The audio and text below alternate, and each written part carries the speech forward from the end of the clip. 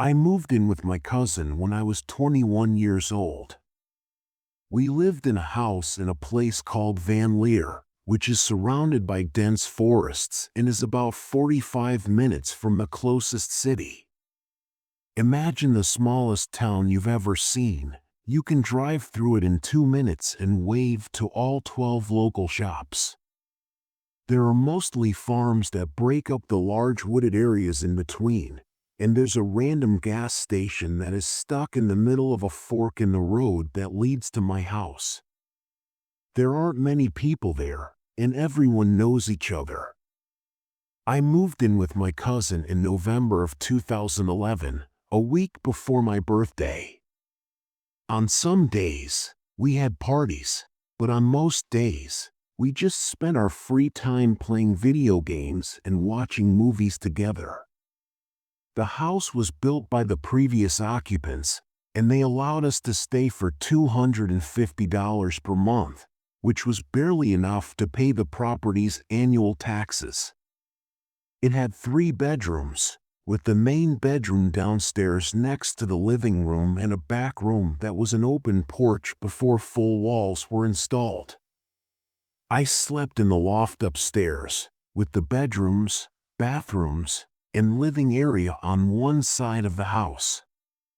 On the other side, we had the kitchen and living area. We spent a lot of time there with our TVs and game systems, which were all on a 12T wall between the doors to prevent glare from the windows. This leads me to one of my responsibilities, which was to remove the kitchen scraps and dump them at the edge of the woods about half a football field away from the front porch.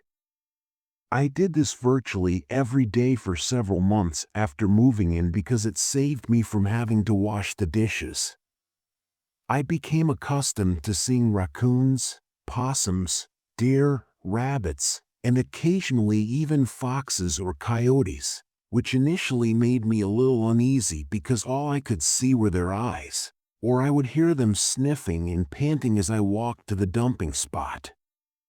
You know, they all knew that once I dropped the food and walked away it was free for them to grab, but in September 2012 I started having a new visitor who showed up regularly, and this one was way bigger than any coyote or dog I knew. I went out like always to toss out the scraps from dinner that night, but it was strangely quiet, no coyotes howling, no raccoons or possums making their usual sounds. As I walked I felt the hairs on my arms stand up, but I figured it was just because it was getting colder and maybe that's why there were fewer animals around. But when I got to the dumping spot and poured out the scraps, something really big growled at me and I could feel it deep in my bones, so I quickly finished scraping out the pot and slowly stepped back from the line of trees. I noticed a pair of yellowish eyes reflecting a little to the left of where I dumped the scraps. I kept staring at it as I moved back, never taking my eyes off the creature. When I got inside I told my cousin that there was a big animal out there tonight. I suggested we keep the porch light on to watch it in case it comes too close to the house. The rest of the night was quiet, but after that, whenever I took out the scraps, that creature would be there waiting for me to drop the food and step back. Its growl always gave me the chills. I never saw more than its eyes, and as after about a month it stopped growling. When I came out, even though I could still see it watching me from the woods. Fast forward to the ground was completely covered in snow in December, and it got really cold. I continued to feed that creature thing even when Christmas arrived. After we got home and settled in, my cousin fell asleep on the living room couch. I went upstairs to get some water, and when I woke up that night, I heard a little thumping noise downstairs and went downstairs to get some water. As I was going downstairs, I peeked over the railing and saw that my cousin was still asleep on the couch. I thought maybe there was something on the porch, but when I looked through the large glass doors, I saw nothing. It was really cold, about 7 degrees, so I didn't open the doors. I entered the kitchen while still watching the living room doors when I noticed a large dog's head protruding from the side of the door. It began sniffing against the glass door, and I was a little alarmed, but then I realized it was just a large dog, possibly the one I had been feeding for the previous few months, so I began to feel more at ease because I knew I had been gone for a week. I thought the animal might be hungry, so I took some turkey from the refrigerator with the intention of throwing it out the kitchen door onto the porch so it could eat. But when I turned back from the refrigerator and looked at the door, I initially froze when I saw its head, which was about 3 feet off the ground. Now, I was staring up at the creature's face, which was standing on 2 legs, much taller than me. It had to bend down to look through the door. I'm 6 feet tall and my cousin is 6 feet 5 inches. His head just about touches the top of his door frame, so this creature was easily 7 foot tall. I was shocked and couldn't move, really scared. What scared me even more was that the thing reached for the door handle to the sliding glass door and started pulling on it. My heart was beating fast and I heard the frame hitting against the door lock, but good thing we hadn't unlocked them since we got home right then. My cousin started waking up. He rolled off the couch still half asleep and walked towards the bathroom. That's when he saw me standing frozen in front of the glass door near the kitchen. He was about to say something when he noticed the dark figure at our door. The creature looked at him and growled. My eyes went back and forth between the two before I stepped closer to the kitchen door. My cousin, stuck in one spot, was really scared by what he saw. I grabbed the kitchen door handle and unlocked it. My cousin, barely making a sound, asked me in a whisper what on earth I was doing. I yanked the door open and quickly tossed the plate of turkey outside, then slammed the door and locked it. The creature saw the food flying towards the yard, gave me one more look and leaped off the porch to get the food. My cousin grabbed me and took me upstairs to the loft bedroom, which had a strong door. We stayed in that room all night listening for any sounds. After a few minutes we could hear it trying the door again, sniffing its nose against the window. It tapped on the window for a few minutes. When it found out the door wouldn't open, eventually it went away and vanished. I took the scraps out the following morning, but even though this werewolf thing didn't really act mean to us, I was too afraid to go outside at night. After that, occasionally we would see something in the yard at night, usually near where I threw the scraps. Every time we saw it, we would turn off the lights and TVs and watch until it disappeared back into the woods. We're not exactly sure what it is, but having something like this as a neighbor is both fascinating and frightening.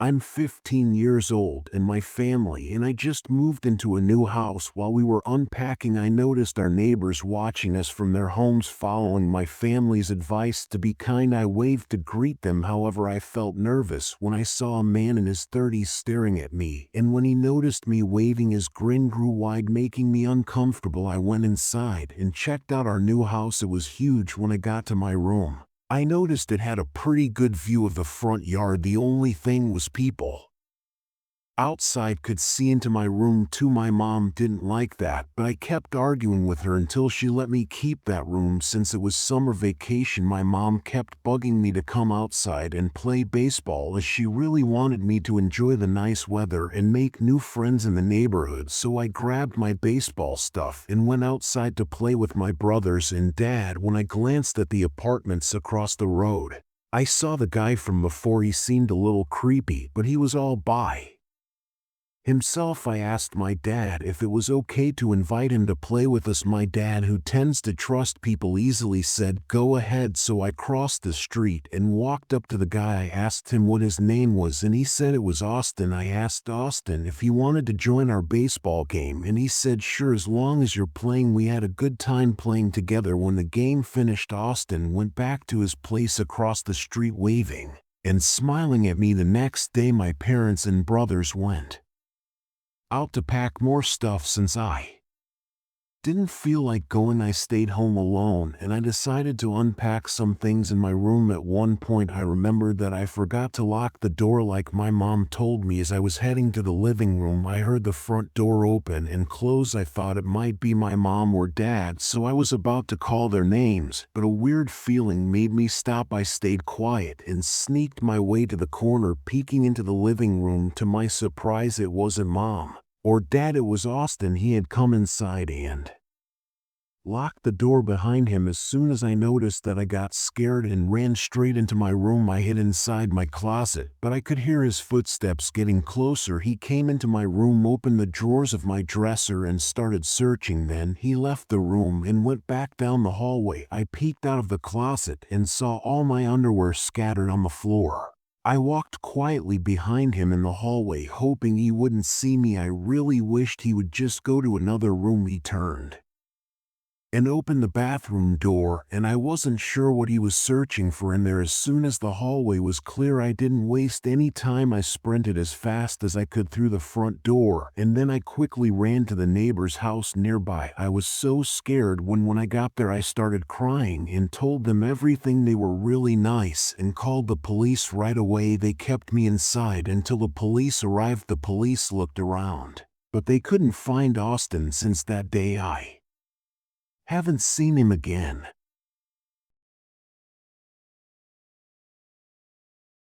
When I was about 10 years old, we lived next to a lady who was a bit strange. She had long black hair and really pale skin. She didn't come out of her house much, so we called her the vampire lady. We didn't know her name because she was so quiet, but whenever someone walked by her house, she would always stare at them. The lady's house always looked dark inside, even at night, and sometimes my mom or brothers saw strange things happening there. We weren't sure what was going on. We just noticed weird lights flickering like in a horror movie about Frankenstein. One night my friend Jess came for a sleepover. I told Jess about the weird lady across the street. Jess thought it would be a good idea to go see what was happening in the house when everyone else was asleep. I didn't really want to, but I said yes. I knew we had to be super quiet because my mom wakes up easily. She wouldn't let me go out in the dark at my age. Somehow we sneaked outside without making any noise. Now we just had to cross the street to get to the house. Jess tried to look inside through the windows, and as soon as she did, she grabbed my arm. "Come on, let's go now," she said quietly but firmly. "What? We just got here. What's wrong?" I asked as she pulled me running back across the street. She didn't tell me what she saw until we were back inside the house. Once she locked the door, she said that when she looked through the window, she saw something that looked like a video camera with a small blinking light. I said we should just go to bed and talk about it in the morning. I wish I could say that's where the story ended, but it didn't. Around 3 o'clock in the morning, Jess and I were still trying to sleep when suddenly Jess started screaming. I had a bunk bed, so I climbed up to see what was happening. That's when I saw the camera lens from earlier. Now looking into our bedroom window, my mom and brothers rushed into my room with the lights on, which must have scared the person with the camera. So I told my mom that someone was looking inside. My mom grabbed a bat from my brother's room and went outside looking around for a few minutes. When she came back, my mom asked us what the person looked like. Jess and I could only described the camera lens. We didn't see the person, but in our hearts we felt it was the lady from across the street. Even though we didn't have any proof, my mom was a bit mad that we waited until the morning to tell her how we knew it was the woman. Since then we weren't allowed near her house, and I still sometimes have bad dreams about what happened.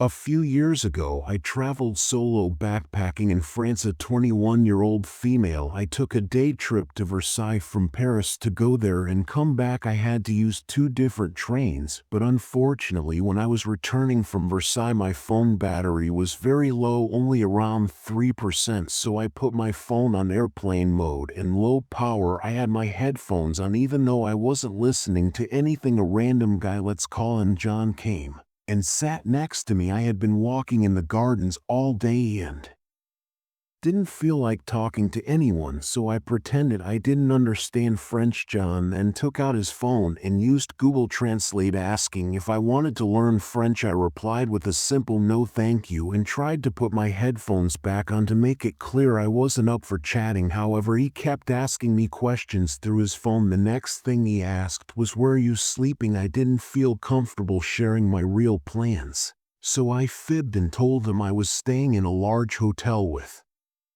my family and that I was on my way back to them. He wanted to know where I was going, and all I told him was Paris. Then he asked if I was getting off at a specific subway stop, and I lied again, saying yes. He suggested he'd come along with me. I didn't feel comfortable with that, so I firmly said no and cut the conversation short to avoid further interaction. I quickly put my headphones on, signaling that I wanted to be left alone. Ignoring him completely, he eventually got the message and left me alone for a couple of minutes. After that, he answered a call on his phone and told his friend, "Yeah, I'll get off at X stop and you go to Y stop." This made me really nervous because Y stop was exactly where I intended to get off. When we reached the transfer station, he stood up, left the train, and positioned himself by the doors waiting for me. I took a long time to stand up, making sure I had all my things, and I did it in a way that was kind of annoying on purpose. After that guy left to catch the other train, I took my time getting off and onto the next train. I moved really slowly. I got on the train right at the front, and I kept an eye on everyone around me to make sure no one was acting strange or watching me too much. I probably seemed a bit strange to them because of how cautious I was being. When I reached X top and kept an eye on the people getting off and on the train and anyone on the platform, I didn't see him or anyone looking at me too much. When we got to Y stop, I got off with the crowd, turned the corner, and there he was with 4 friends checking out everyone who was coming out. So I quickly turned around and went the opposite way. I let my hair down from its bun and tried to look different. Once I got off the train, I ran back to my hostel. I stayed there and only went out if one of my roommates was with me.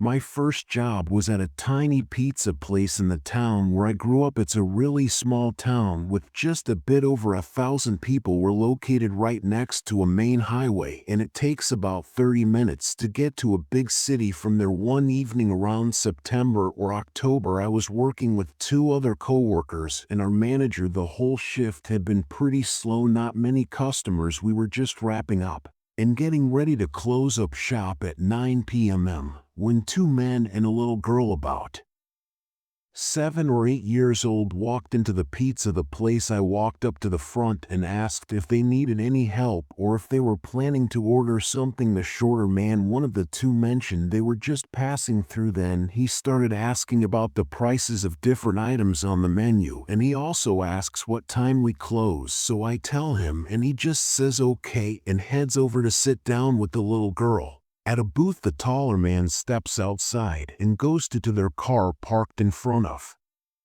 the pizza place. From where I'm standing, I can see him looking around as if checking something. Meanwhile, inside, the little girl seems excited, pointing at the pictures on the menu. About 5 minutes later, the smaller man gets up, leans down to whisper something to the little girl, and then heads towards the exit. My coworkers and I are just watching everything and talking about how strange it seems. Then the little girl starts dancing around to the music playing on the radio. After a couple of minutes of her dance, I walk up to her and ask if she's hungry or if she wants something to drink. She says she just wants water, so I grab a cup, fill it with water, and hand it to her. She takes the water back to her seat at the booth and sits down. I go up to her and ask, "Who are you waiting for?" She smiles and says, "My dad." My coworkers and I exchange concerned glances because the 2 men haven't returned, and it's now 9:20 p.m.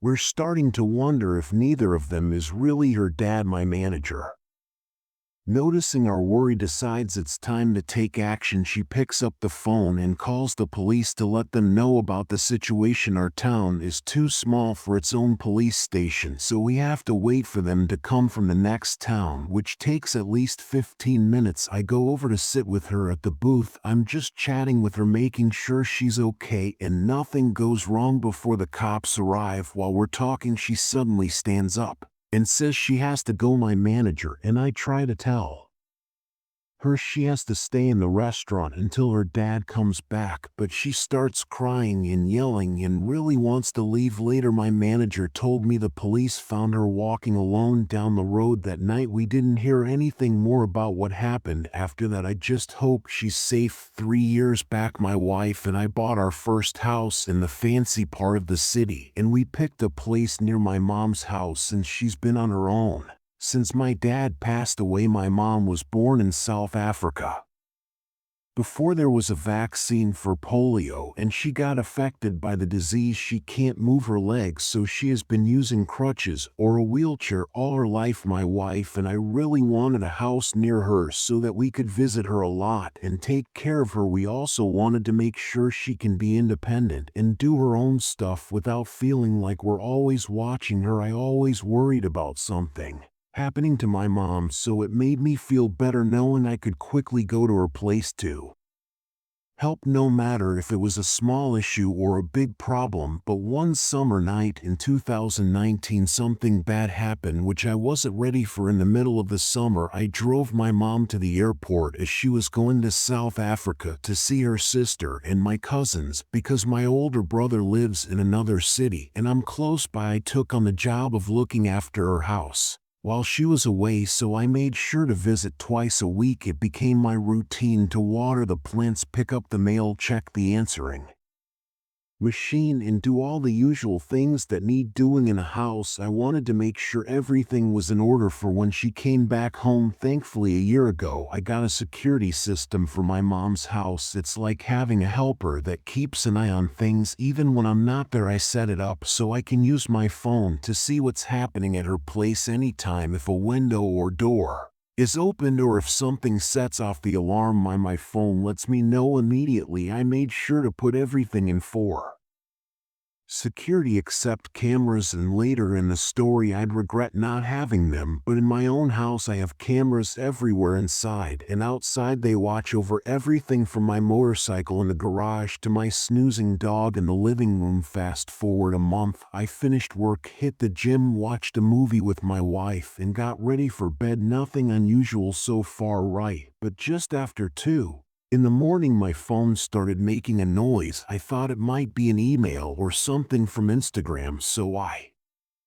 ignored it. I really value my sleep, as I usually get around 5 hours a night. After I started dozing off, my phone kept making noise again and again. My wife woke up and said, "Turn it off." I'm trying to sleep. She often teased me about keeping the volume on at night, but I do it just in case of an emergency or if my mom needs us. I'm glad I didn't turn the volume off, because when I tried to check the notifications, it hit me suddenly like a car crashing through my living room. I got a bunch of messages from the security system at my mom's house. Right then, the company watching the system calls my phone, and I pick up. The lady on the phone tells me that the home alarm is going off because the motion detector in the basement noticed movement several times. Then she says they've sent security people to check on my mom's house to make sure everything's okay. While I was on the phone with the lady, I checked the message again from the security system. I could see what she was telling me. I also looked at the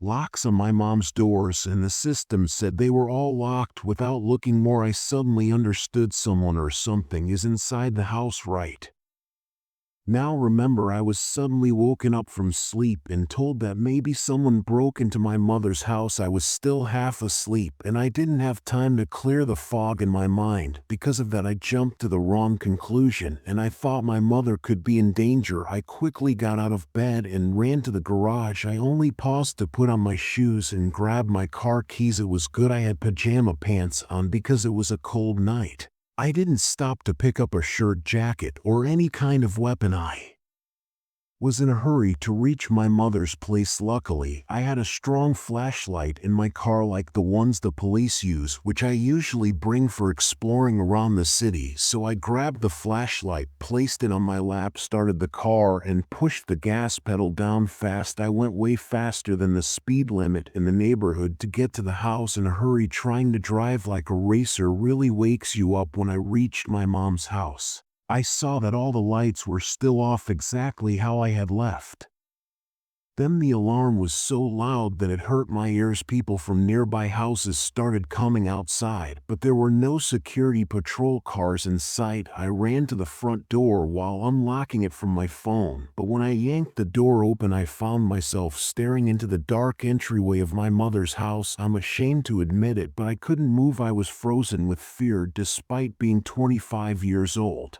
At the time, I had never faced anything so frightening before. I've been through some pretty intense and crazy stuff before, even situations where my life was at risk, but nothing scared me as much as looking into what I was sure was the entrance to really scary things that happened in my childhood home. Just to note, at this moment, while standing at the door, my brain still hadn't reminded me that my mom was safe chilling at my aunt's beach house in South Africa. With the thought of my mom in my head, my bravery kicked, and step by step, I went into the house. I think my body's fight or flight switch got stuck on fight because I went searching instead of checking my mom's room. I literally hit the switch that turns on the lights in the basement, ready for a big fight. But you know what, to this day, I'm not sure if it was a huge relief or if I was terrified, because when I looked around, there was absolutely nothing there, not a single thing. I looked around where I was standing. The windows in the main part of the basement were fine. The lights from the motion detector were blinking, and my phone was buzzing to tell me about my own movements in the house. Then I realized standing out in the open in the basement wasn't a smart thing to do, so I ran back upstairs, turning on all the lights into the kitchen. As I went, I grabbed the biggest knife from the block. Then I went to my mother's room. I checked every corner, doorway, closet, and even under each piece of furniture. I did it slowly and carefully, making sure everything was okay until I felt sure the main floor of the house was safe. I was sure the person who shouldn't be there must be in the basement. I took out my phone and turned off the home alarm so I could listen carefully. Then I checked the main room again, under the pool table, behind the couch, and even in the bathroom, but found nothing. But as I turned to go down the hallway, I saw the door to the guest bedroom was closed. I couldn't remember if I had closed it before or during another visit, so I walked up to the door slowly, trying my best to hear any sound. I grabbed the door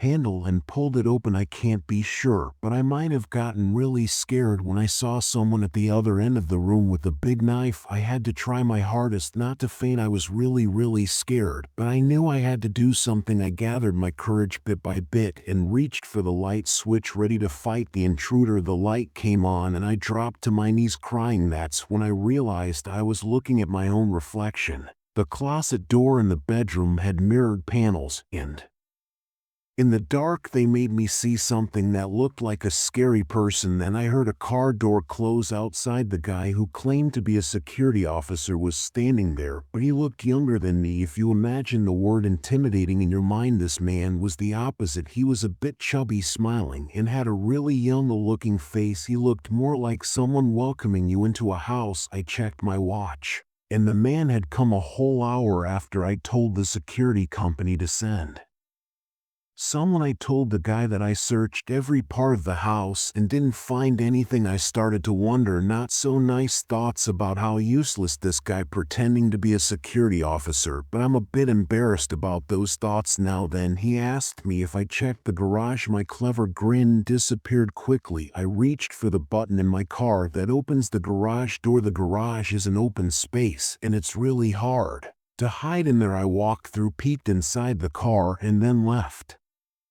the garage I felt sure it was empty. The security officer gave me some papers to sign. Basically, it said he did come when the home alarm went off. I told him about the basement motion detector showing lots of times where it recorded movement. Then I saw his face go pale as he explained that the detectors his company uses don't just sense movement, but also check for changes in temperature in the room to avoid false reports of movement. After telling me this, he got into his car and drove away. I locked up the house, turned on the outside lights, and set the security system again. I leaned against my car looking at the house, trying to figure out how the alarm could have gone off. It's supposed to work when it senses movement and heat, but there didn't seem to be anyone around. The very next day, I made sure to get security cameras installed outside the house, in the garage, and where the motion detectors were placed. It's been 2 years since that night, and I haven't shared this incident with my mom,